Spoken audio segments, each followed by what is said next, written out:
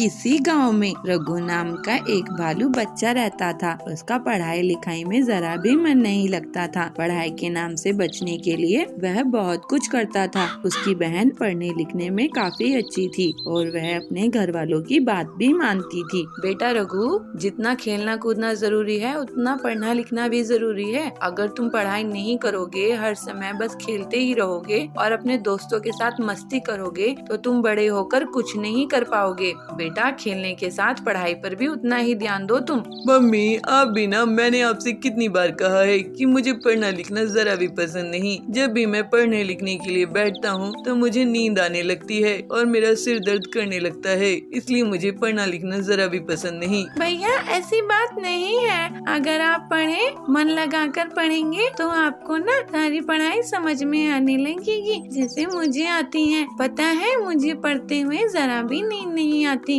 बल्कि मुझे तो पढ़ने बहुत अच्छा लगता है। तभी वहाँ पर रघु का दोस्त गोलू नेवला आ जाता है। अबे रघु, चलो खेलने चलना नहीं है क्या?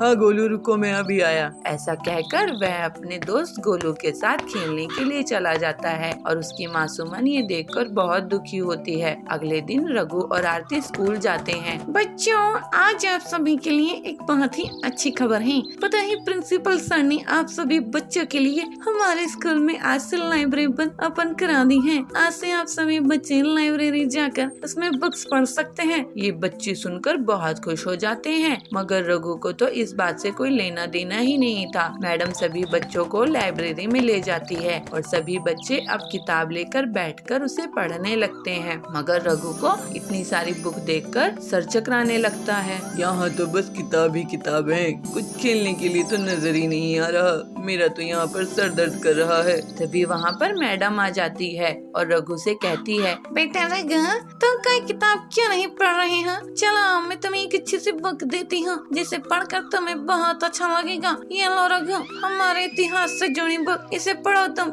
रघु का मन नहीं था, पर फिर भी वह बुक लेकर उसे पढ़ना शुरू करता है। थोड़ी देर पढ़ते पढ़ते रघु को वो किताब अच्छी लगने लगती है और वह बुक पढ़ते पढ़ते समय कब बीत जाता है उसे पता ही नहीं चलता। रघु घर जाता है। चलो बच्चों, मैं तुम्हारे लिए खाना लगाती हूँ, आ जाओ खाना खा लो। खाना खाते हुए रघु कहता है, मम्मी, आज मैंने हमारे इतिहास से जुड़ी एक बुक पढ़ी और उसे पढ़कर मुझे बहुत अच्छा लगा। क्या सच में रघु? हाँ मम्मी, आज तो भैया ने पूरी किताब पढ़ डाली। ये तो बहुत अच्छी बात है रघु बेटा, तुम्हें ऐसी ही बुक्स पढ़नी चाहिए, तुम्हें और भी जानकारी मिलेगी अपने इतिहास से जुड़ी। हाँ मम्मी, मैं कल भी लाइब्रेरी जाकर और बुक्स पढ़ूंगा, मुझे आज बहुत अच्छा लगा। अब रघु रोज लाइब्रेरी में बुक्स पढ़ने जाने लगा, जिससे उसका पढ़ाई का इंटरेस्ट बढ़ता चला गया और वो खेलने कूदने पर भी कम ध्यान देने लगा। किसी शहर में विपिन नाम का एक खरगोश बच्चा रहता था और उसकी बहन अवनी गीदड़ भी रहती थी। एक दिन दोनों बाहर से भागते हुए घर में घुस गए और चिल्लाने लगे, मम्मी बचाओ, भैया मुझे मार रहे हैं, मुझे बचाओ मम्मी, ये मेरे बालों को खींच रहे हैं और मुझे बहुत परेशान कर रहे हैं। अरे तू आज कहाँ कहाँ भागेगी, तुझे मम्मी और पापा में से आज कोई भी नहीं बचाने वाला, सब अपना अपना काम कर रहे हैं, इसलिए तुम्हारी बात कोई नहीं सुनने वाला है आज। तभी अंदर से उनकी मम्मी पुष्पा लोमड़ी आती है। अरे तुम दोनों कभी भी बिना लड़े झगड़े नहीं रह सकते क्या? जब देखो बस लड़ते ही रहते हो, जो भी मेहमान आता है उसे भी तुम परेशान करके रख देते हो। मम्मी, हम दोनों तो बस खेल ही रहे थे। नहीं मम्मी, ये खेल नहीं रहे थे, ये तो मुझे मार रहे थे, मेरे बालों को नोच रहे थे, देखो ना मेरे बालों की हालत कैसी कर दी है। तुम दोनों चुपचाप से जाकर टीवी देख लो और मुझे अभी परेशान मत करो, मुझे अभी बहुत काम करना है, इसलिए मुझे काम करने दो, समझे ना? अब लड़ाई मत करना, वरना दोनों को एक एक चपाट मार दूंगी। हाँ मम्मी, हम दोनों टीवी देख लेंगे, आप जाओ और अपना काम कर लो। दोनों जाकर टीवी देखने लगते हैं। तभी दोनों रिमोट लेने के लिए लड़ने लग जाते हैं और एक दूसरे से रिमोट छीनना शुरू कर देते हैं। लो रिमोट मुझे दो, मैं स्पाइडरमैन की मूवी देखूंगा। नहीं, मुझे तो कार्टून देखना है, मैं तुम्हें रिमोट नहीं दूंगी, मुझे वो मूवी नहीं देखनी, वो सड़ी हुई सी मूवी मुझे नहीं अच्छी लगती। इतना शोर मचाने की वजह से मम्मी बाहर आती है और बच्चों को डांटना शुरू कर देती है कि तभी वहाँ से उनके पापा ऋतिक सियार आते हैं और उसके साथ एक लड़की भी आती है। बच्चों चलो मेरे सवाल का जवाब दो, ये लड़की कौन है? दोनों बच्चे अपना दिमाग लगाकर सोचने लग जाते हैं, मगर फिर भी वे उन्हें याद नहीं आता है कि आखिर वह लड़की कौन है। वे दोनों हार मान जाते हैं। बेटी दीपा, तुम बहुत थक गई होंगी, आओ मैं तुम्हें तुम्हारा रूम दिखा देती हूँ। साथ में चल देती है। तभी बच्चे अपने पापा से कहते हैं, पापा हमें अभी भी याद नहीं आया कि ये कौन है, आप ही बता दो ना कि ये कौन है। अरे बच्चों, ये तुम्हारी चाची की लड़की है और इनके पेपर हैं, इसीलिए यहाँ पर कुछ दिन रहने के लिए आई हैं। पेपर देने के बाद यहाँ से चली जाएंगी। तुम बच्चों ने जरा भी परेशान मत करना, समझ में आई ना बात? पीछे से मम्मी भी आती है। हाँ, पापा सही कह रहे हैं, दीदी को कोई परेशान नहीं करेगा और ना ही तुम दोनों में से कोई उनके कमरे में जाएगा। पर मम्मी, मैंने बोला ना परवर नहीं। चलो अब जाओ अपने अपने रूम में। दोनों बच्चे रात को चुपके से दीपा दीदी के कमरे में चले जाते हैं, लेकिन तभी उनकी मम्मी आ जाती है और दोनों को डांट कर भगा देती है। और अब विपिन और अवनी दोनों ही सोचने लगते हैं कि आखिर वे अपनी नई दीदी से कैसे बात करें। उनकी मम्मी तो उनसे मिलने भी नहीं दे रही है। अरे बच्चों, मैं हूँ तुम्हारी दीदी, शांत रहो, किसी से बताना मत कि मैं तुम्हारे रूम में आई हूँ तुम्हारे साथ खेलने के लिए। हम किसी को भी नहीं बताएंगे। मगर दीदी, आपकी पढ़ाई का क्या? आपका तो पेपर है ना? मैंने पढ़ाई कर ली है और मैंने सब याद भी कर लिया है। अब मैं तुम्हारे साथ खेल सकती हूँ। तो बताओ, तुम मुझे अपने साथ खिलाओगे? हाँ दीदी, क्यों नहीं। और फिर वे तीनों खेलने लगते हैं और बहुत मस्ती करते हैं। दोनों बच्चे अपनी नई दीदी के साथ खेलते हुए बहुत खुश थे। चुलबुल नगर के गांव में सुंदरी बहुत घमंडी और अमीर जमींदारिन थी। वो गरीब लोगों को ब्याज पे पैसे उधार देती थी और जब गरीब उसे उधार के पैसे लौटा नहीं पाते थे तो वो उनकी जमीन को हड़प लेती थी। ऐसे ही एक दिन बबली उसके पास पैसे उधार लेने के लिए जाती है। सुंदरी सेठानी, आप मुझे 1 लाख उधार दोगी क्या? मैं आपको अगले साल वापस कर दूंगी। मुझे कैसे पता कि तुम मुझे पैसे वापस कर दोगी? तुम कौन हो? मैं तो तुम्हें नहीं जानती हूँ। मैं यही इसी जंगल में रहती हूँ। सेठानी जी, गरीब किसान हूँ, छोटी सी जमीन है मेरी। अच्छा, तो तुम मुझे अपनी जमीन गिरवी रख दो, मैं तुम्हें पैसे उधार दे दूंगी। वैसे कितनी बड़ी जमीन है तुम्हारी? मेरी 10 एकड़ की जमीन है, आप गिरवी रख लो। ठीक है, यहाँ अंगूठा लगाकर पैसे ले जाओ, लेकिन याद रखना, पैसे नहीं चुकाए तो जमीन मेरी। फिर बबली उन पैसों से खाद और दवाइयाँ लाती है और खेत में दिन रात बहुत मेहनत करके फसल उगाती है। इस बार उसकी अच्छी फसल हुई थी। ऐसे ही एक दिन सुंदरी उसके खेत के पास से निकल रही थी। तभी उसकी नजर बबली की खेत में जाती है। अरे वो टिल्लू, कहाँ घूम रहा है? ये बता कि ये खेत किसका है जिसमें इतनी बढ़िया फसल उगी है? सेठानी जी, ये खेत बबली का है।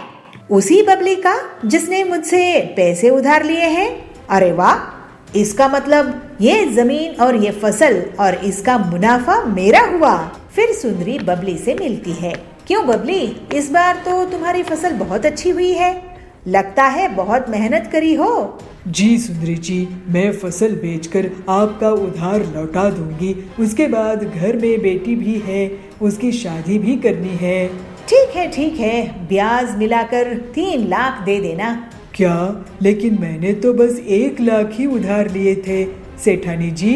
हाँ, तो ब्याज चढ़ा के और 2 लाख हो गए हैं। तुम अनपढ़ गंवार लोग कुछ नहीं समझते। ये तो अन्याय है सुंदरी जी। फालतू की बात मत कर, नहीं तो मैं तुझे घर में भी नहीं रहने दूंगी। मैं आपके पैसे नहीं चुका पाऊंगी। नहीं, आप मेरी जमीन ही रख लो। शाम में बबली अपने घर आई और अपनी बेटी पीलू को रोते रोते सब कुछ बता दी। मैं उस लालची सेठानी को देखती हूँ, वो अपने आप को क्या समझती है। आप चिंता मत करो माँ, अब मैं उससे सभी चिड़ियों की हड़पी हुई जमीन वापस करवाऊंगी। पीलू अपनी सहेली हरी के साथ एक प्लान बनाती है। दोनों सहेलियां एक छोटी सी खेत की जमीन में एक नकली पेड़ लगाती है और फिर उस पेड़ को लाल रंग से रंग देती है। फिर वो दोनों उसकी डालियों में सोने, चांदी, डायमंड्स के गहने चिपका देती है, जिससे ऐसा लगता है कि वो गहने उसी पेड़ के फल हो। अब अब आएगा मजा, लालची सुंदरी कैसे फंसेगी देखना। इसके बाद पीलू चिड़िया हरी तोती के साथ जानबूझकर सुंदरी के पीछे जोर जोर से बातें करती है। अरे तूने देखी क्या उस लाल पेड़ को जो उस खेत में उगा है? उसमें से फल की जगह गहने उग रहे हैं। नहीं तो चल दिखा मुझे। ये सुनकर सुंदरी पीलू और हरी के पीछा करने लगती है। जब वो दोनों खेत पहुंचते हैं तो अरे क्या ये असली सोने जवाहरात है? सेठानी जी, आप कब आ गई यहाँ? खैर हमने तो हीरे जवाहरात कभी नहीं देखे हैं। आप खुद ही देख लो कि सोना चांदी हीरा असली है कि नहीं। वैसे सेठानी जी, आपको बता दूं कि कल बहुत बड़े जमींदार आ रहे हैं जो इस जमीन को खरीद लेंगे, इसके साथ ये पेड़ भी। ऐसा क्या? तो एक बार मुझे इसके गहने दिखाओ। फिर पीलू और हरी तोती गहने दिखाते हैं। अरे ये तो सही में हीरे हैं, हीरे। चलो अच्छी बात है, अब हम इस जमीन उस शहर वाले सेठ को बेच देंगे। नहीं नहीं, ये जमीन तो मुझे चाहिए। लेकिन आपके पास इतने पैसे हैं क्या सेठानी जी? अरे पीलू, तुम गरीब लोग गरीब ही सोचोगे। इसके लिए तो मैं अपनी पूरी जमीन जायदाद बेच दूंगी, लेकिन मैं इस पेड़ की जमीन को खरीद के ही रहूंगी। ठीक है, तो फिर सौदा पक्का। आपकी पूरी संपत्ति के बदले में ये जमीन। ये लीजिए इस जमीन के कागजात। लेकिन पहले आप अपनी संपत्ति के कागज मेरे नाम कर दीजिए। फिर सुंदरी अपनी पूरी संपत्ति, जमीन जायदाद, गाड़ियाँ, हवेली पीलू के नाम कर देती है और उस छोटी से पेड़ वाली जमीन को बदले में ले लेती है। अगले दिन कुछ लोग उस पेड़ के पास इकट्ठा होते हैं। क्यों गरीब लोग, कैसा लगा मेरा ये गहनों का पेड़? जरा हमें भी दिखाना गहने सेठानी जी। ये देखो। फिर सुंदरी उन्हें गहने दिखाती है। तभी टिल्लू के बगल में खड़े हुए पक्षी के हाथ से उस हार में पानी गिर जाता है और उसका सुनहरा रंग मिट जाता है। अरे ये क्या, पीलू मुझे लूट ली, बर्बाद कर दी। ये तो नकली लोहे की चेन है जिस पर सोने का नकली रंग लगा हुआ था। इस तरह से सुंदरी को उसकी धोखाधड़ी की सजा मिल जाती है और पीलू की मदद से बबली और बाकी जंगल के पक्षियों को उनकी लूटी हुई जमीन वापस मिल जाती है। फिर सब खुशी खुशी रहने लगते हैं। महाबलीपुर गांव के जंगल में सुंदरी कवि समोसे बेचा करती थी। उसकी दुकान बहुत अच्छे से चलती थी और ग्राहकों की हमेशा से भीड़ लगी रहती थी। ऐसे ही बहुत समय तक काम करते हुए उसने बहुत पैसे कमाए और काफी पैसा बचाकर छोटे घोंसले से एक बड़ा घोंसला खरीद ली। उस दिन से उसको बहुत घमंड हो गया। एक दिन उसकी दुकान में एक ग्राहक आया। दीदी मुझे 2 समोसे दो और हिसाब खाते में लिख लो। कैसा हिसाब? आज से उधार बंद। और हाँ, अब से समोसे 20 रुपए प्लेट नहीं मिलेंगे बल्कि 40 रुपए प्लेट मिलेंगे, समझे कि नहीं? अरे सुंदरी दीदी, आप ऐसे कैसे बात कर रही हो? मैं तो आपको रेगुलर ग्राहक हूँ, आपको हर 15 दिन में पैसे दे देता हूँ। हाँ, मेरी ही गलती थी जो मैं तुम जैसे गरीब लोगों को सस्ते दामों में समोसे बेचा करती थी। अब दीदी दीदी करना बंद करो और पैसे रखो। इस तरह से सुंदरी बहुत घमंडी हो चुकी थी और वो गरीब ग्राहकों से पहले पैसे रखवाती, बाद में समोसे देती थी। जंगल के पक्षियों के पास और कोई समोसे की दुकान नहीं थी जिसका सुंदरी फायदा उठा रही थी। फिर कुछ महीनों के बाद उसकी दुकान के सामने पीलू चिड़िया अपना समोसे का ठेला खोलती है। उसकी दुकान चलती देखकर सुंदरी उसे झगड़ा करने के लिए चली जाती है। पीलू चिड़िया, तुम मेरे ठेले के सामने समोसे क्यों बेच रही हो? कहीं और जाकर बेचो, नहीं तो मुझसे बुरा कोई नहीं होगा। अरे सुंदरी दीदी, तुम मुझ पे गुस्सा क्यों हो रही हो? मैं तो एक गरीब चिड़िया हूँ, तुम्हारे अनुभव के सामने मेरी क्या औकात। वैसे भी मेरे ठेले के कारण तुम्हें ही ज्यादा फायदा होगा, तुम्हारी ज्यादा बड़ी दुकान है। मेरा छोटा सा ठेला है। पीलू की बातें सुनकर सुंदरी वहाँ से चली जाती है। पीलू अपने ग्राहकों के साथ बहुत अच्छे से बात करती थी, जबकि सुंदरी बहुत घमंड से। जल्द ही पीलू की दुकान में भीड़ लगने लगी, क्योंकि वो समोसों को सिर्फ 15 रुपए में बेचा करती थी। ये पीलू तो बहुत ही चालाक निकली। इसकी दुकान से ग्राहक खींचने होंगे। मैं अपना दाम कम नहीं कर सकती, लेकिन मैं अपने समोसे बड़े कर सकती हूँ। लेकिन अगर मैं बड़े समोसे बनाऊंगी तो मुझे ज्यादा तेल लगेगा और मुझे फायदा भी नहीं होगा। ऐसा करती हूँ कि समोसे में मिलावटी इंजेक्शन लगाकर उनका साइज बड़ा कर देती हूँ। ऐसे सुंदरी मन में सोचती है। फिर ऐसा सोचकर सुंदरी अपने घर में समोसों में इंजेक्शन लगाकर उन्हें बड़ा कर देती है और मन ही मन बहुत खुश होती है। जंबो समोसे ले लो, जंबो समोसे, इतने बड़े समोसे कभी नहीं देखे होंगे। ऐसे अपनी दुकान में बैठ के चिल्लाती रहती है। जंगल के पक्षी सुंदरी की आवाज सुनकर उसकी दुकान की तरफ भागते हैं और समोसों का साइज देखकर आश्चर्यचकित हो जाते हैं और सिर्फ कुछ ही मिनटों में सुंदरी की जंबो समोसे बिक जाते हैं। देखा पीलू चिड़िया, मुझसे पंगा लेने का नतीजा।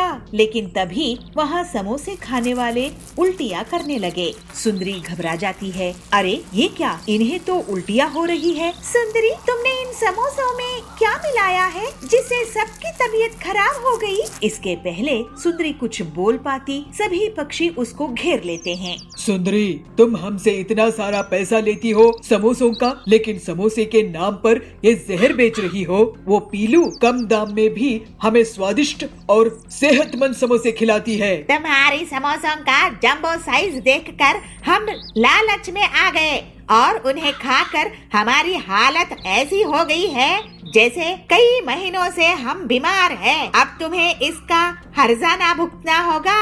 ऐसा कहकर सभी पक्षी सुंदरी को पुलिस के हवाले कर देते हैं। पीलू पूरी ईमानदारी के साथ स्वादिष्ट समोसे बेचना जारी रखती है और जंगल वाले उसको बहुत तारीफ करते हैं। अब जंगल में बस उसी की समोसे की दुकान थी। पीलू और बाकी लोग अब हंसी खुशी रहने लगे। बंटी एक बहुत ही होशियार मिस्त्री था। इंजीनियर्स भी उससे घर बनाने के पहले सलाह मशवरा करते थे। बंटी बहुत मेहनती था और लोगों की मदद के लिए पैसे भी उधार दे देता था। एक उसकी पत्नी पीलू उससे कहती है, अजी सुनते हो, आप पूरे गांव के लिए घर बनाते हो, लेकिन हमारा खुद का कोई घर नहीं है। बारिश का मौसम आने वाला है, छत की मरम्मत करवानी है। हमारा अपना घर कब होगा? कभी सोचे हो? वो टिल्लू कितनी जल्दी से अपना घर बना लिया, जबकि उसको आपके जितना भी काम नहीं आता है। अरे पीलू, क्यों दूसरों की तरक्की देखकर जल रही हो? बारिश के मौसम के लिए मैं तैयारी कर लूँगा और एक दिन हमारा भी अपना घर होगा। तुम इतना मत सोचो। फिर बंटी अपने दोस्त हरिया को, जो कि ईंट सप्लायर था, उसको सारी बात बताता है। हरिया भाई, तुम मुझे मेरे घर की मरम्मत के लिए ईंट कितने में दोगे?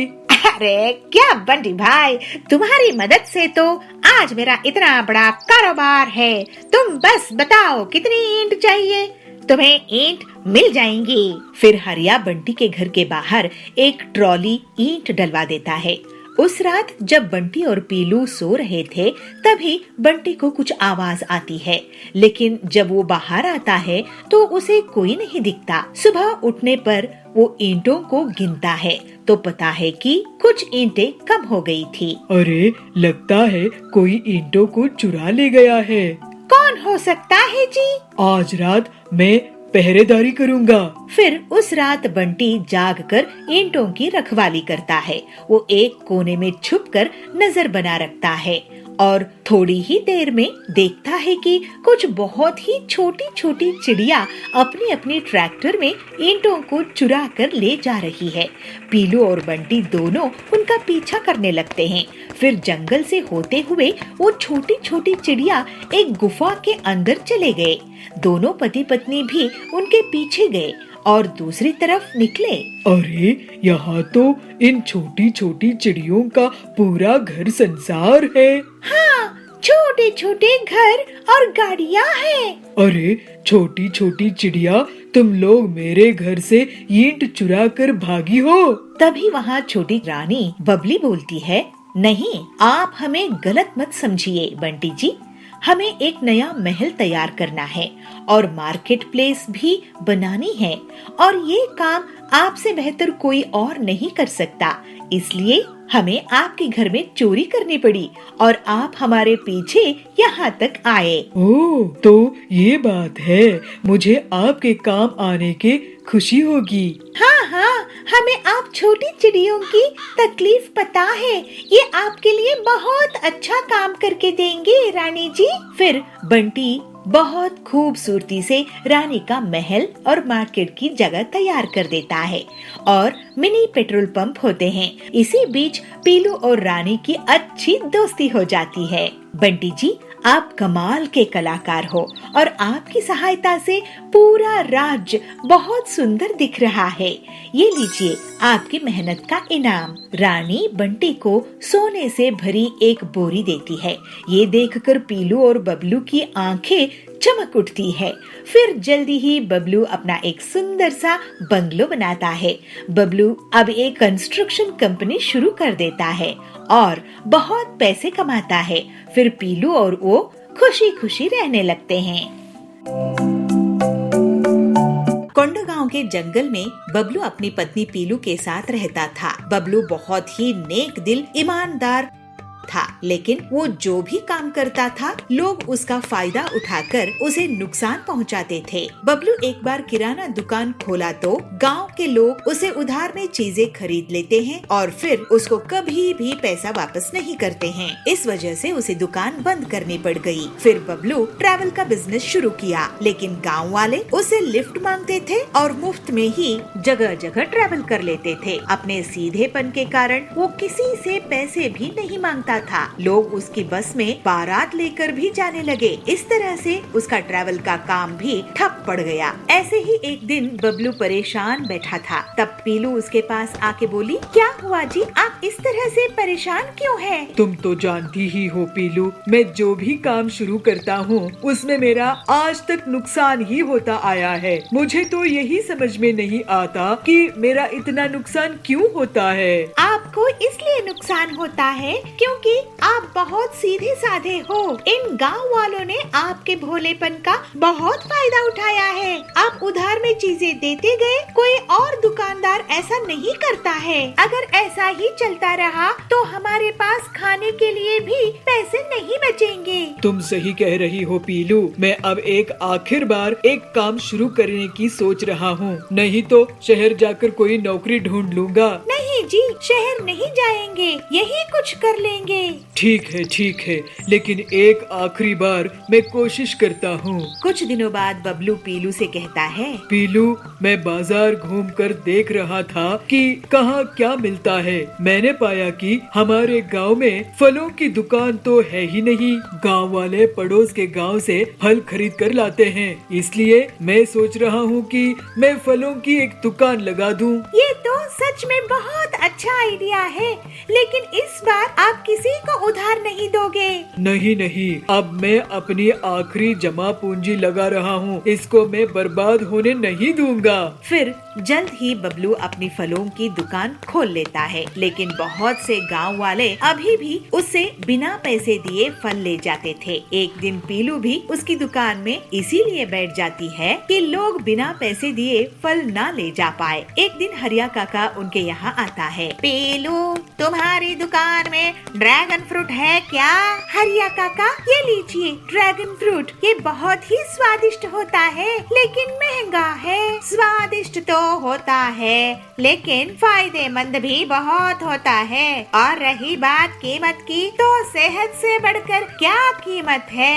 अभी मौसम बदलने वाला है और ये इन्फेक्शन से बचाएगा। मुझे ये 5 किलो दे दो।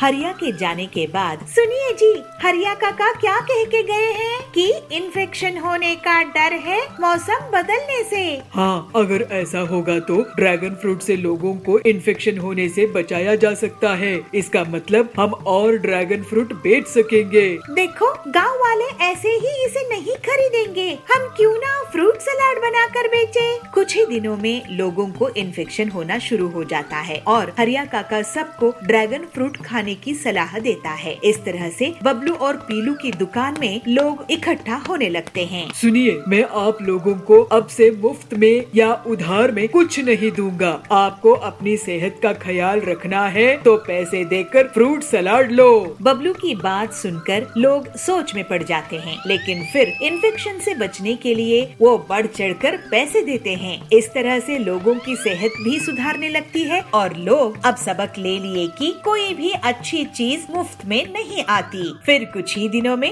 बबलू और पीलू बहुत अमीर हो गए और बबलू ने सुपर स्टोर शुरू किया। अब से गांव वाले उससे पैसे देकर ही सामान लेते थे। इस तरह सभी खुशी खुशी रहने लगे।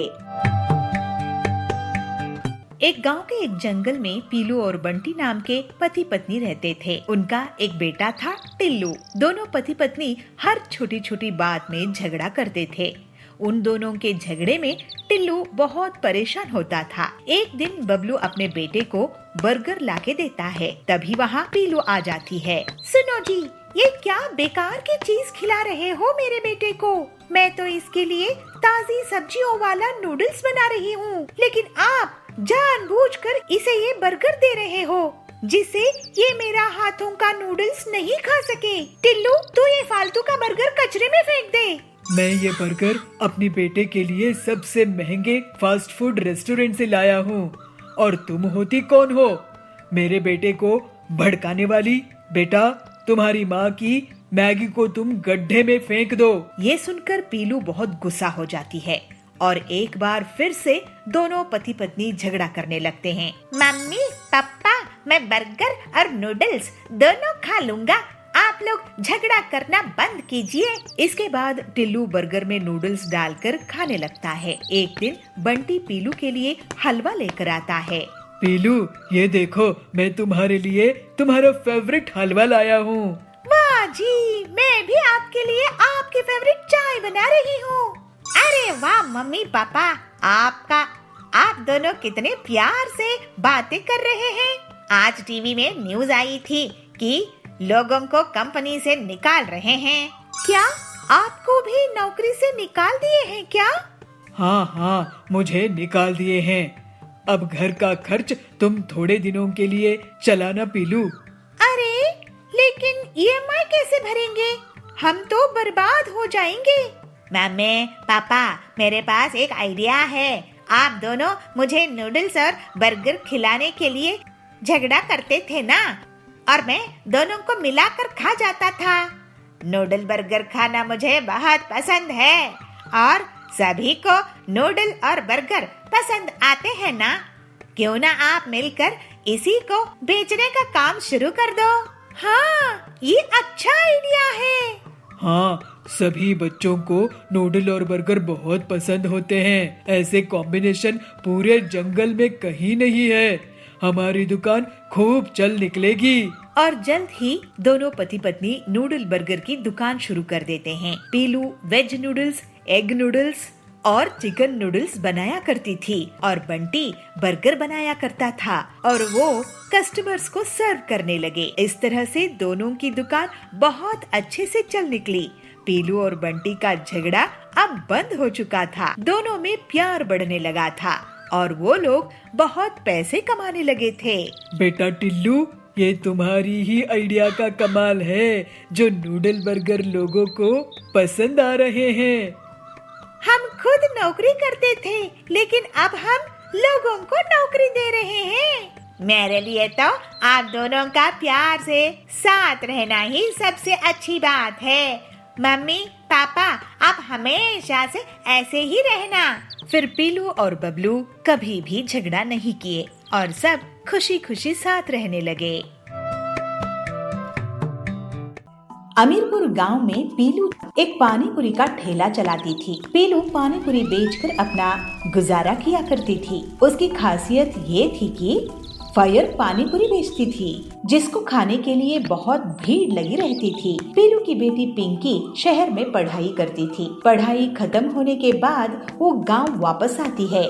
मम्मी, आप ये पानी पूरी का ठेला बंद क्यों नहीं कर देती हो? बेटी, इसी से तुम्हारी पूरी पढ़ाई का खर्चा निकला है और ये घर भी इसी से चलता है। आगे तुम्हें भी ये काम संभालना है। मैं ये फालतू का काम नहीं करूँगी मम्मी। तुम शहर में जाकर बिगड़ गई हो। कोई काम छोटा बड़ा नहीं होता है।